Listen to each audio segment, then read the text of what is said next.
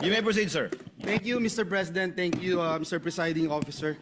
As much as I am more than willing to give way to our dear colleagues.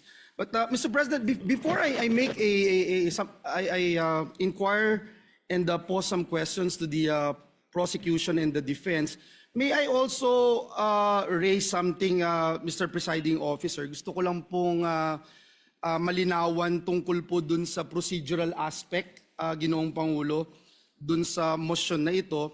Kasi sa regular courts, hindi naman po unusual na ang isa pong motion ay i-grant in part at i-deny in part. Depende po sa legal and factual basis ng bawat relief na hinihingi po, Ginoong Pangulo. So, pwede ko po bang malinawan lang, Mr. Presiding Officer, tama po bang sabihin ganun din yung kapangyarihan ng ating impeachment court? Maaari po ba na suriin ang bawat hinihinging sabina ng magkahiwalay at magpasya po batay sa legal at factual basis ng bawat isa sa halip po na tratuhin ang buong motion bilang isang all or nothing proposition? Tatratuhin ng hukumang ito bilang nag-iisang motion ang tag-isang motion na inihain ng prosecution. They only filed 2 motions, Senator Judge Villanueva, and the court will act on these 2 motions separately, regardless of the number of issues or sub-issues underneath each motion. The reason is simple. Because the court should be a passive body.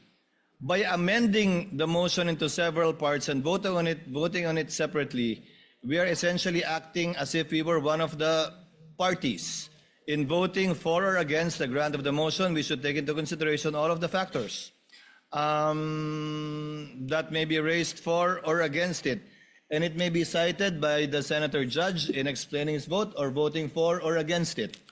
Pangalawa po, bilang mga hukom, hindi tayo pwedeng masyadong aktibong makilahok sa paraan ng mga motion which is essentially a relief being asked for by a party sa pamamagitan ng paghahati ng mga motion na yan para pagbotohan ng hiwa-hiwalay.